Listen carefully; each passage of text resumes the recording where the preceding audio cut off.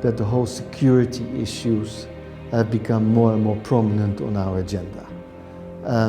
You see what happened here in Europe, what is happening elsewhere, and we have a whole set of actions to fight against organized crime, countering terrorism, and also to protect certain critical infrastructures, as it's called. So within that set of activities, we are doing this program to stop and to reduce piracy.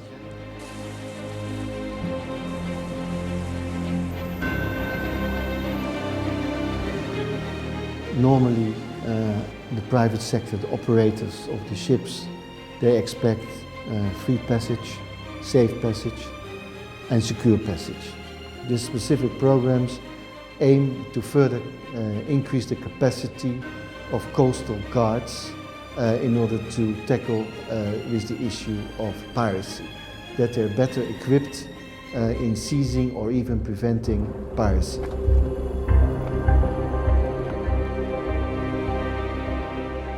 Is that there is no future in piracy. It's very clear. And that we would like to show to those who think or are engaged in this business that there is no future in that. And that means, on one hand, of course, we need to stop the pirates from entering the ships, but also, when they are caught, that they get due process of law. Their human rights are being respected in the court, and that, for example, the process takes place on evidence-based material and not coercion.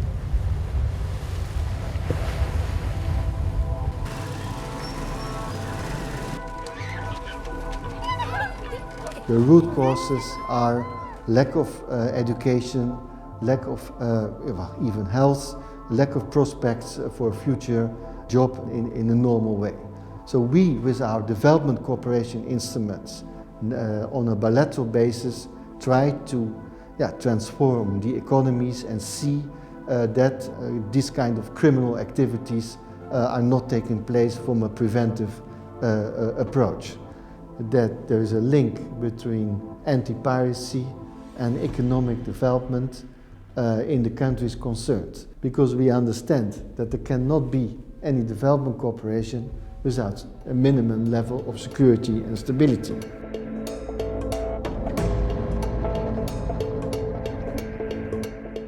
We are working here, we're working here, and we start to work here.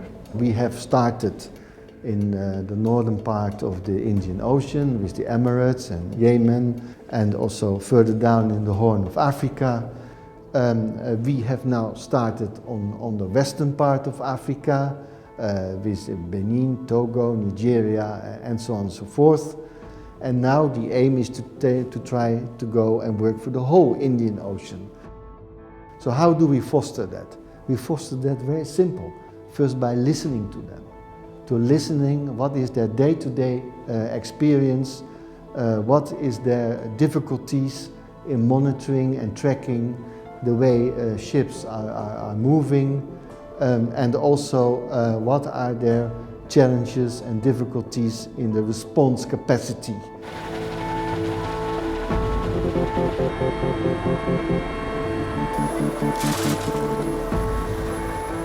I was listening to the authorities in Kenya. We were listening to the authorities in Benin, on the other side of the African continent. And they come up with their, and others as well. So they come up with their concerns. It's not only the piracy as such, but also the linking of terrorist activities with organized crime. So that's why we are thinking now also to broaden a little bit the activities in order to have, let's say, a maximum of results.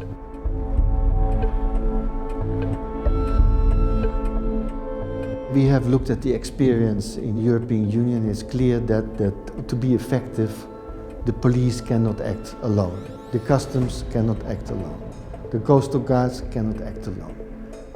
You need to have information from the maritime authorities, which ships are coming, how they're moving, etc. That information needs to be connected to the police, to the coastal guards, to the customs and others.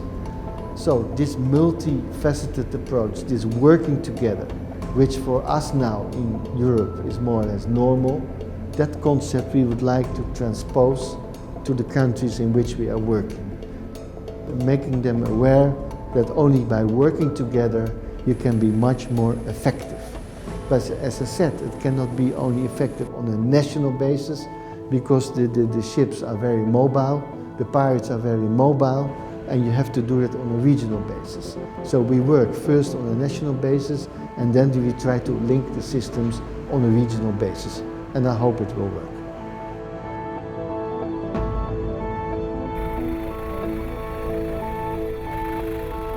The countries need to have trust among themselves to share the information, to alert each other something funny is going on, in order even to prevent attacks of piracy.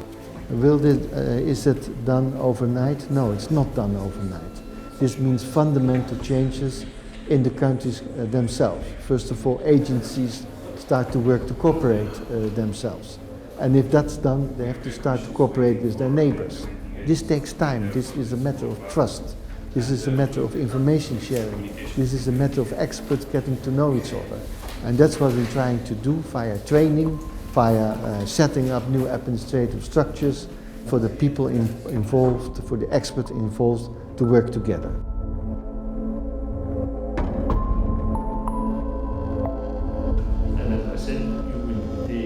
We had some success already.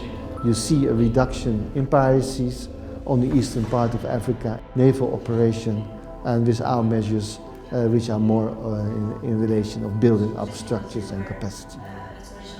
Some countries are very well advanced in the fight against piracy. Singapore, Indonesia, others. Others are somewhat behind. A fundamental principle is that we are listening to the countries. What are their needs? What are their problems? And that we try to respond.